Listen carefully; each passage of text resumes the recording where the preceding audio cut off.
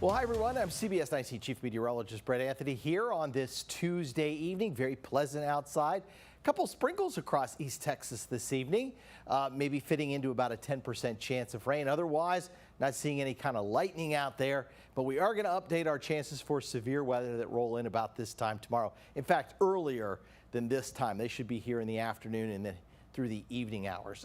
I got some data in here this afternoon and this evening that suggests we may see an upgrade in our severe weather risk from the slight risk. It could go higher, could go into an enhanced risk. I'll discuss why in just a little bit, but we are live on our Facebook channel. We are also on our YouTube channel and on CBS19 Plus. So we thank you for watching. We'll keep you up to date, of course, throughout the storm. If you looked out there to the left side of your screen and you see the Broadway Mall Spring Carnival going on, you probably know that every year when the Broadway Square Mall Spring Carnival happens, we have at least one night where we have strong or severe thunderstorms. Right now, 76 degrees. We got south winds at 8 miles an hour, pumping in some humidity, and we got a big time thunderstorm complex evolving out here over Oklahoma and West Texas. There was a pretty significant tornado warning in North Texas, just to the southwest of Wichita Falls earlier this evening. This storm system is going to stay east or north of East Texas, so we're not worried about that. Will not move into Tyler. Stronger winds starting to show up here in the southwestern part of the United States. Those winds will be moving overhead tomorrow, so it'll be those stronger low-level winds that help to promote some twisting or turning in the atmosphere and also help thunderstorms last a little bit longer, which means that we can have some larger hailstones and also potentially have enough turning in the atmosphere to have a tornado warning or two.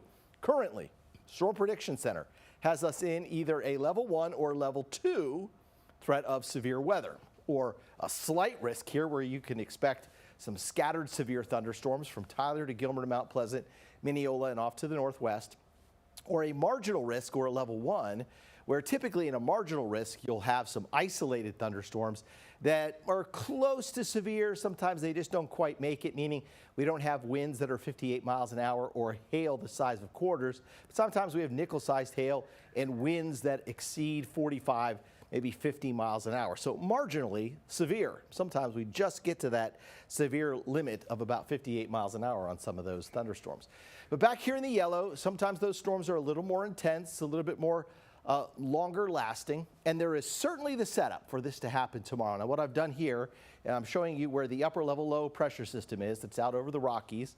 There's a high pressure system over the East Coast, and so winds always flow from high to low and always clockwise around a high pressure system, right? So the clockwise flow brings in Gulf moisture, and you can see this is low level moisture. These are surface winds.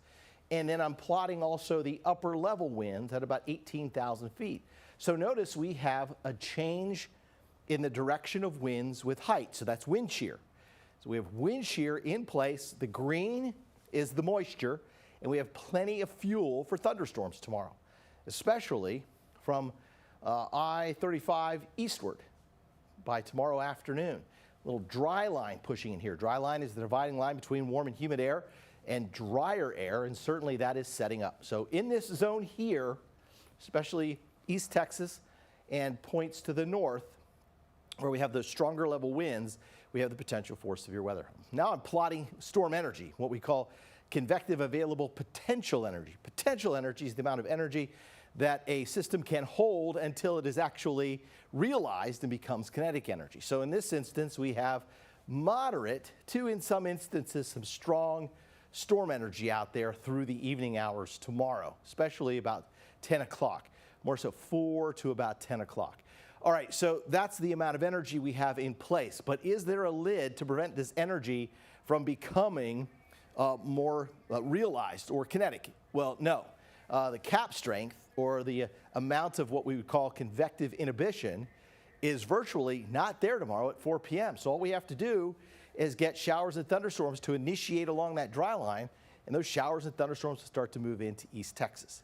And so that is certainly a recipe that we have. Now, something else I like to look for, the low-level jet stream winds, and you'll notice they went screaming by here, and that means the thunderstorms are going to be moving quickly, and some of those winds could exceed 65 miles an hour, especially if we see any of that downward transferred to the surface. Now, through friction, you lose some of the speed. You may have noticed that we kind of popped up there into the red a little bit. So take away for friction from 65, you might still get a 50, 55, 60 mile an hour wind gust out of any thunderstorm or line of thunderstorms that moves through here. All right. So we have the low level jet stream winds that are there. We have the energy that is there. We have the wind shear that is there. And so let's talk about rotation potential. So what is rotation potential? Well, it's the combination of wind shear and energy, and it is when storms begin to rotate. Sometimes on radar, you'll see a storm that looks like it's turning. So I'm going to show you the rotation tracks here, or thunderstorms that could be turning or rotating as they move through East Texas. We're starting at 1 o'clock tomorrow afternoon. I'll play this out through 7. Notice there is a lot of rotational energy from Waxahachie up through Terrell to Sulphur Springs to Mount Pleasant. So anywhere in here we could have a thunderstorm warning for hail, we could have a tornado warning, or we could have a wind burst or a gust of wind that would exceed 58 miles an hour. We go into 9 o'clock, it's a little bit weaker toward midnight. Then we start to lose some of that rotational strength in these thunderstorms. Still, some small hail would be possible. They move down into that area where we have that marginal risk, and notice how it is a lot less, and that's going overnight into Thursday morning. So best chance to see these stronger storms up here. Now this is interesting because this just updated. I'm looking at the tornado parameters here from low to high, okay? So across East Texas, and this is by 10 o'clock, and we could have easily backed this up to about 4 to 7, but I took at the time, and again, this updated on me here since I plotted this map, I had the peak parameters, which were sitting here in this moderate range. So this is one of the reasons I think we could get an upgrade to an enhanced risk of severe weather. When you have an enhanced risk of severe weather, you have intense, persistent, longer-lasting storms. So we could have something like that. By 10 p.m., that threat is there. Longview, Tyler, Jacksonville, Palestine, it's in that low to medium range. So we cannot rule out that we wouldn't have a tornado warning or 2 tomorrow. We haven't had many days like this, but tomorrow is one of those days where we could have a tornado warning or a couple of tornado warnings here in East Texas. So you know what to do. Review your severe weather plan, know where you're going to go, where you're going to take shelter in case we do get a tornado warning, and have more than one way to get warnings. So CBS19 app will give you that. Weather radios will also give you that warning. You could watch CBS19, and if we have warnings, we would also give those out as we head through the afternoon. But again, our prime time here is about 4 p.m. to 10 p.m. with our weather impact alert tomorrow and these elevated tornado parameters.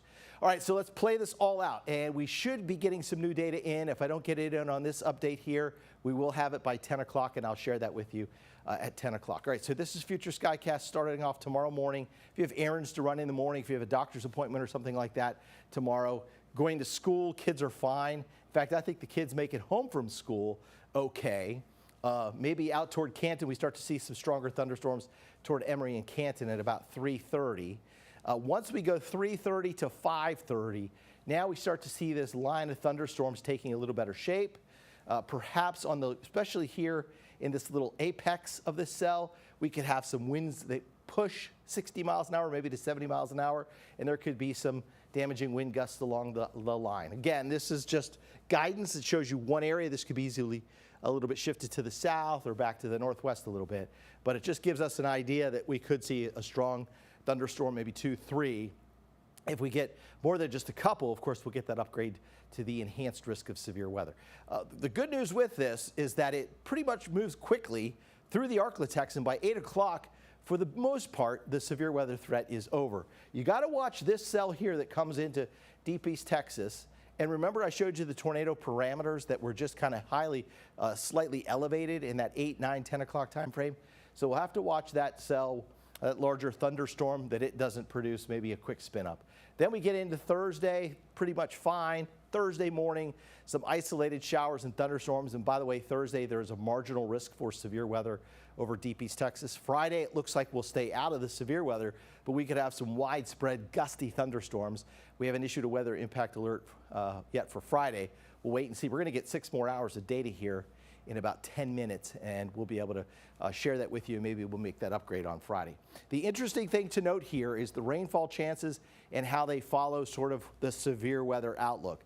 The highest rainfall chances out toward Athens, Canton, Sulphur Springs, and Mount Pleasant. Remember, this is in the slight or level 2 risk for severe weather down toward Tyler and Jacksonville. Once you get south and east of that, you're into the marginal risk. Some of us are going to get very little rain out of this. Look at Deep East Texas, a 20 to 30% chance. For instance, Hemp Hill has about a 20% chance of rain tomorrow.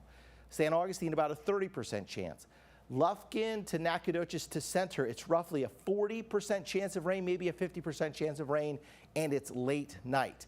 Then you get up to Crockett, Jacksonville, Henderson, Longview, Tyler, Mount Pleasant, let's say Lindale, Mineola, Gilmer, over toward Harrison, over toward Jefferson, all of these areas here toward Carthage. This is where there's about a 60 to 70% chance of rain, and there is that higher threat of severe weather for tomorrow. And again, it's really primarily late afternoon to the evening hours. Flash flooding's also a threat. We could see some heavy downpours in a short period of time. Most of the rain that you see here falls between 3 p.m. and about 8 p.m. on Thursday. So in about 5 hours time, picking up 2 inches of rainfall, so it could pour. And again, I showed you the lesser chances for rain over Deep East Texas, and that's reflected in the lighter rainfall amounts, which are barely there. A couple hundredths of an inch, maybe less than a tenth of an inch. That late night thunderstorm that comes through parts of Cherokee and Angelina and southern Rusk County could produce maybe a ½ inch of rainfall. We go into Thursday, we add some rainfall totals, and on Friday. All right, so the severe weather outlook for Thursday sits right here, and it is a marginal risk or a level 1. So any of those thunderstorms Thursday very early in the morning or late in the afternoon could produce a wind gust that could get close to 60 miles an hour, but the threat on Thursday a lot less than it is tomorrow. All right, so wrapping this all up with a look at our 7-day forecast, weather impact alert, 81 tomorrow. It's an 80% chance of rain. Again, with a weather impact alert and the potential that we could have a tornado watch or at least a severe thunderstorm watch tomorrow, which I think we'll have a severe thunderstorm watch, but could get a tornado watch out of this. It's review your severe weather plan now. If you live in a mobile home, make sure you start planning now. If we get a tornado watch to go or have a place that you're going to go where there is a more sturdier structure. Sometimes mobile homes versus tornadoes, it's always the tornado that wins. So you got to be safe there. Otherwise, we're looking at thunderstorms on Thursday, just isolated. Rain and thunderstorms Friday. Right now, I just don't think they're going to be severe, but we could have some gusty winds out of those. Saturday, Sunday look good. Monday and Tuesday also look good. We might be looking toward the middle part of next week, or maybe closer to the, I think it's the 9th or 10th. I'll have to go back and look at my data again, where we could have another chance to have a better severe weather setup. Anyway, that's the way things are setting up. I did not see many questions here on the Facebook page. If you do have any, please post those in there. Try to give you the best. I tried to give you the best on timing across the entire area by showing you Future Skycast. Again, I'm just about to get new data in on Future Skycast, on the tornado parameters, on the rotation potential. I'm not sure I'll go that in depth on the newscast because I only have 3.5 minutes as opposed to, say, 15 minutes, which I can do that here. But I'm sure Sarah Blue will have an update in the morning on Facebook, on CBS19 Plus, and on our YouTube channel. So keep checking back with our different platforms to share the information about the severe weather for tomorrow again. But just to wrap things up, weather impact alert for tomorrow, and that is because we have a severe weather threat on Wednesday, probably the highest severe weather threat that we've had since early April. All right, thanks for watching CBS19 Plus, checking out our Facebook page, and of course, sharing and watching on our YouTube channel. By the way, if you want to subscribe to our channel, please do so. If you want to share this video, please go ahead on Facebook and on YouTube. Share that with as many people as you can think of so that they are aware of what is headed our way tomorrow. All right, have a great night. Hope to see you on CBS 19 News at 10 o'clock.